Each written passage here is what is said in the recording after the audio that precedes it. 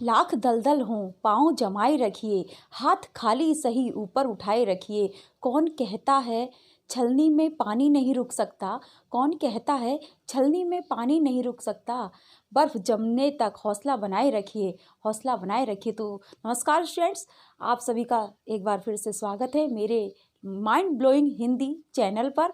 और इस चैनल के माध्यम से मैं आपको एनसीईआरटी सीबीएसई बोर्ड की हिंदी के ऑल सिलेबस की तैयारी कराने वाली हूं। तो स्टूडेंट, ये मेरी फर्स्ट वीडियो है, इसमें बहुत सारी मिस्टेक्स होंगी जो आपको बिल्कुल इग्नोर कर देनी है। और इतनी अच्छी वीडियो की हो सकता है आपको क्वालिटी ना मिले, लेकिन फिर भी आपको लगे रहना है, क्योंकि आपको पढ़ने पर फोकस करना है। कोई वीडियो की क्वालिटी आपको उस पर फोकस नहीं करना है। तो स्टूडेंट्स, हम इस चैनल के माध्यम से आप तक पहुंचाएंगे हिंदी में जितने भी चैप्टर्स हैं आपके लिटरेचर में या ग्रामर में, उन सब के बारे में हम पढ़ेंगे। तो आज से हम फर्स्ट चैप्टर शुरू कर रहे हैं, जो हमारा पार्ट 1 है, रचना के आधार पर वाक्य के भेद। किसके आधार पर? रचना के आधार पर वाक्य के भेद। रचना के आधार पर। तो रचना के आधार पर मैं यहाँ पे खाली आधा ही लिख के छोड़ रही हूँ। रचना के आधार पर वाक्य के भेद हम पढ़ेंगे। सबसे पहले हम पढ़ेंगे वाक्य किसे कहते हैं। स्टूडेंट देखिए, जानना जरूरी है। हम शुरू से लेकर लास्ट तक जब क्रम से पढ़ेंगे जानेंगे, तब हमें वो पूरा चैप्टर क्लियर हो जाएगा। और मैं आपसे वादा करती हूँ कि मेरी वीडियो देखने के बाद आपका कोई भी क्वेश्चन गलत नहीं होने वाला है। और बहुत शॉर्ट तरीके से, बहुत अच्छी तरह से मैं आपको पढ़ाने की कोशिश करूँगी। और बहुत कम शब्दों में, बहुत डिटेल में नहीं जाऊँगी, लेकिन आपका फिर भी देखिएगा कि जो तरीके हैं उनसे पढ़ के आपका एक भी आंसर गलत नहीं होने वाला है। तो वाक्य किसे कहते हैं स्टूडेंट, पहले समझ लेते हैं हम वाक्य किसे कहते हैं। वाक्य किसे कहते हैं? शब्दों के सार्थक समूह को। शब्दों के सार्थक समूह को हम क्या कहते हैं? वाक्य कहते हैं। तो इसको आपने जाना। और शब्दों का समूह, शब्दों का सार्थक समूह ऐसे हम लिख लेते हैं, सार्थक समूह। और शब्द से पहले क्या आते हैं स्टूडेंट? शब्दों का सार्थक समूह। और सबसे पहले आता है हमारा वर्ण। वर्ण भाषा की सबसे छोटी इकाई होती है। वर्ण को मिलाकर उसका सार्थक समूह क्या कहलाएगा? शब्द। और शब्दों का सार्थक समूह कहलाता है हमारा वाक्य। तो वाक्य के बारे में हम पढ़े। इस वाक्य के स्टूडेंट्स, इस वाक्य के 2 अंग होते हैं। ये क्या अंग होते हैं स्टूडेंट? वाक्य के कितने अंग होते हैं? 2 अंग। अब बोर्ड एग्जाम में यहाँ से भी क्वेश्चन पूछा जाता है कि वाक्य के कितने अंग होते हैं। तो वाक्य के 2 अंग होते हैं स्टूडेंट। देखिए, बहुत से स्टूडेंट कंफ्यूज हो जाते हैं अंग में और प्रकार में। अब आप देखिए, एक मैं यहाँ पे एक ऐसा ही कार्टून बना रही हूँ, थोड़ा फनी है, आपको अच्छा लगेगा, लेकिन आपको याद हो जाएगा। स्टूडेंट देखिए, वाक्य के अंग से क्या मतलब है। एक मैंने एक कार्टून बना दिया, तो जिसके इसके हाथ हो गए, ठीक है, ये क्या हो गया? हाथ।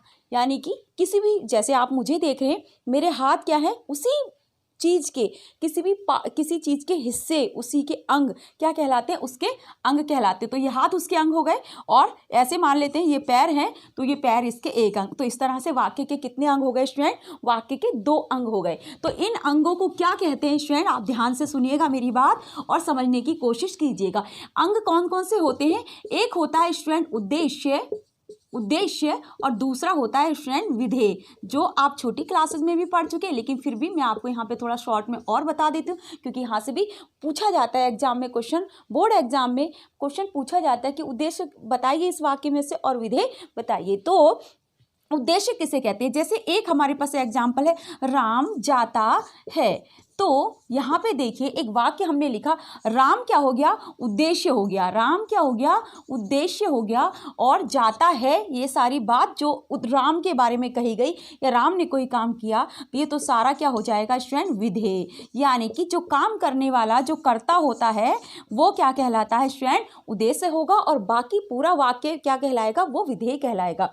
स्टूडेंट्स, अभी और आगे हम जान लेते हैं, देख लेते हैं कि इस उद्देश्य में और क्या हो सकता है। अब देखिए, यहाँ तक आपने सुना, समझा कि उद्देश्य और विधेय क्या होते हैं। इसके अलावा स्टूडेंट, जो उद्देश्य होता है उसका भी विस्तार होता है। उद्देश्य का भी विस्तार होता है। कैसे होता है उद्देश्य का विस्तार? जैसे राम जाता है, तो हमने क्या कहा?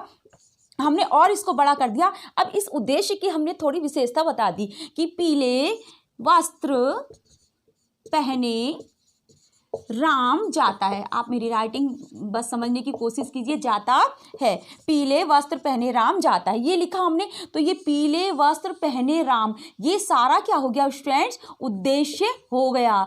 क्यों हो गया? देखिए उद्देश्य और जाता है, ये सारा क्या हो गया स्टूडेंट? ये विधेय हो गया। तो आपको कंफ्यूज बिल्कुल भी नहीं होना है, क्योंकि उद्देश्य का भी विस्तार हो सकता है और विधेय का भी विस्तार हो सकता है। अब यहाँ पे अगर उद्देश्य का विस्तार होगा तो ये बहुत तरह से हो सकता है। पीले वस्त्र पहने राम बाजार जाता है, या और कह सकते हैं कि सुबह सुबह राम बाजार जाते हो। ये सारी बातें किसके बारे में की गई? उद्देश्य के बारे में की गई। तो इस तरह से आपको बिल्कुल कंफ्यूज नहीं होना है कि जब छोटा ही वाक्य होगा तभी हमारा उद्देश्य और विधेय होगा। इसी तरह से स्टूडेंट्स उद्देश्य का विस्तार हो जाता है और इसी तरह से विधेय का भी विस्तार होता है। अब जैसे अभी हमने क्या लिखा था कि पीले वस्त्र पहने राम बाजार जाते हो, तो राम की क्वालिटी बताई गई, राम की विशेषता बताई गई, तो वहाँ उद्देश्य राम के बारे में ही वो बातें कही गई थी, तो वो हो गया उद्देश्य का विस्तार।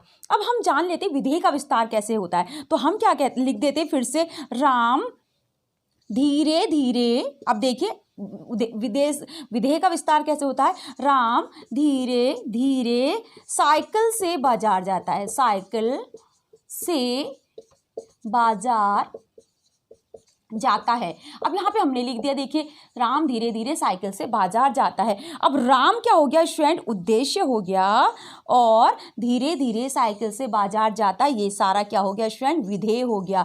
तो हमें बिल्कुल भी कंफ्यूज नहीं होना है कि हमारा उद्देश्य एक ही शब्द का होगा या दो शब्द का होगा, ऐसा कुछ नहीं है। कि आप देखेंगे राम जो भी करता है, अगर उसकी विशेषता बताई गई है तो वो सारा उद्देश्य में आएगा, और अगर जो बात कर्ता ने जो काम किया है, जो भी कर्ता के बारे में जो भी कहा गया है, वाक्य का और पूरा जो भाग होगा, पार्ट होगा, वो सारा विधेय में आएगा। हो सकता है कि कर्ता उद्देश्य का विस्तार हो, और हो सकता है वाक्य में विधेय का विस्तार हो। तो ये स्टूडेंट ये हमें जानना था, जो हमने समझा कि वाक्य के कितने अंग होते हैं। वाक्य कहते किसे हैं स्टूडेंट? शब्दों का सार्थक समूह वाक्य कहलाता है। और वाक्य के कितने अंग होते हैं स्टूडेंट? दो अंग होते हैं, उद्देश्य और विधेय। उद्देश्य का भी विस्तार होता है और विधेय का भी विस्तार होता है। तो स्टूडेंट इसी तरह से जो रचना के आधार पर वाक्य के भेद होते, इससे पहले आपने अर्थ के आधार पर वाक्य के भेद पढ़े होंगे, जो आपने अपनी 9th क्लास में पढ़े होंगे। लेकिन यहाँ पे हम 10th सिलेबस की बात कर रहे हैं, क्लास 10 की बात कर रहे हैं, तो हमें ये पढ़ने रचना के आधार पर जो वाक्य के भेद होते हैं वो स्टूडेंट होते 3। वाक्य के भेद रचना के आधार पर 3 होते हैं। कौन से? रचना के आधार पर। यहाँ पे मैं शॉर्ट में लिख रही हूँ, तो ये कितने 3 प्रकार के वाक्य होते हैं। जो फर्स्ट होता है वो हमारा है सरल वाक्य, सरल वाक्य। अब देखिए, अब मैंने यहाँ पे क्योंकि आपको उद्देश्य का विस्तार और विधेय का विस्तार समझाया था, आप मेरी बात को बस समझिए और एक दो बार वीडियो देखिए, फिर आपको समझ आ जाएगा। आपका कोई भी क्वेश्चन गलत नहीं होगा। आप अपनी बुक से जहाँ से भी आपको एक्सरसाइज मिले वहाँ से सॉल्व करने की कोशिश कीजिएगा। और अगर आपको प्रैक्टिस करनी है तो मैं आपको प्रैक्टिस के लिए भी वीडियो बना सकती हूँ। आप मुझे कमेंट बॉक्स में मेरी वीडियो को देखने के बाद कमेंट करेंगे, कोई सुझाव है वो भी देंगे, तो मैं और अच्छा कर सकती हूँ। क्योंकि मैंने आपको पहले ही बताया कि मेरी फर्स्ट वीडियो, तो मैं बहुत सारी मिस्टेक भी कर सकती हूँ स्टूडेंट। चलिए, सरल वाक्य किसे कहते हैं स्टूडेंट? सरल वाक्य में एक उद्देश्य होता है और एक विधेय होता है। एक उद्देश्य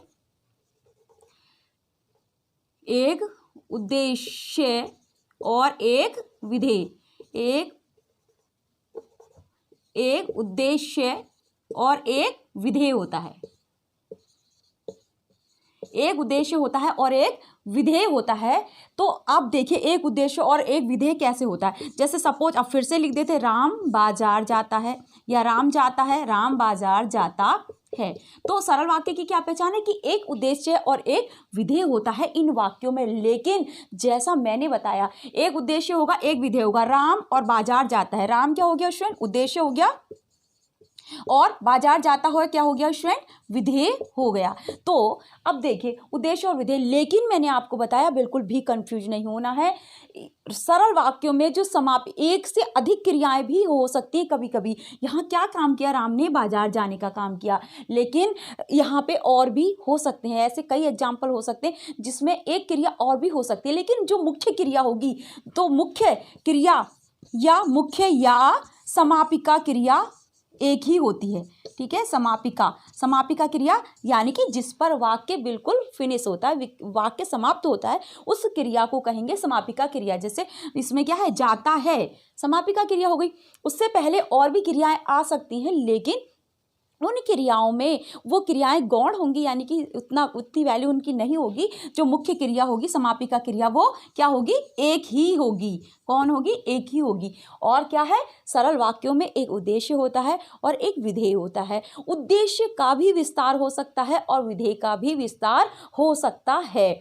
तो आपको बिल्कुल कंफ्यूज नहीं होना है कि बस इतना ही छोटा वाक्य सरल वाक्य में आएगा, नहीं। ऐसा भी हो सकता है कि पीले वस्त्र पहने राम बाजार जाता है, ये अगर वाक्य हुआ। या फिर ऐसे भी हो सकता है पीले वस्त्र पहने राम साइकिल से बाजार जाता है, तो पीले वस्त्र पहने राम तक उद्देश्य हो जाएगा और साइकिल से बाजार जाता है ये सारा क्या हो जाएगा स्टूडेंट, विधेय हो जाएगा। तो आप बिल्कुल भी कंफ्यूज नहीं होना है। मैंने आपको बताया सरल वाक्यों की पहचान यही है, एक उद्देश्य होता है और एक विधेय होता है, परंतु उद्देश्य का भी विस्तार हो सकता है और विधेय का भी विस्तार हो सकता है। तो स्टूडेंट आज के लिए इतना ही। नेक्स्ट वीडियो में हम इसी का सेकंड पार्ट पढ़ेंगे, ये पार्ट 1 हो जाएगा। सेकंड पार्ट में हम क्या पढ़ेंगे, तो रचना के आधार पर हमने 3 प्रकार के वाक्य पढ़ने हैं। कौन से, सरल और संयुक्त और मिश्र। तो हमें ये 3 तरह के वाक्य पढ़ने। तो आज हमने पढ़ लिए स्टूडेंट सरल वाक्य, और नेक्स्ट वीडियो में हम पढ़ेंगे संयुक्त वाक्य, फिर हम उससे नेक्स्ट वीडियो में पढ़ेंगे मिश्र वाक्य। तब तक के लिए आप इनको रिवाइज कीजिए, अपनी बुक की एक्सरसाइज कंप्लीट करने की कोशिश कीजिए, फिल करने की कोशिश कीजिए और मुझे सुझाव दीजिए कि क्या आपको मेरे थ्रू भी आपको एक्सरसाइज अगर फिल करनी है, आपको अपना, मैं आपका छोटा सा एक टेस्ट भी ले सकती हूँ ऑनलाइन। तो आप अगर ऐसा चाहते हैं तो आप मुझे बताएंगे। Thank you students.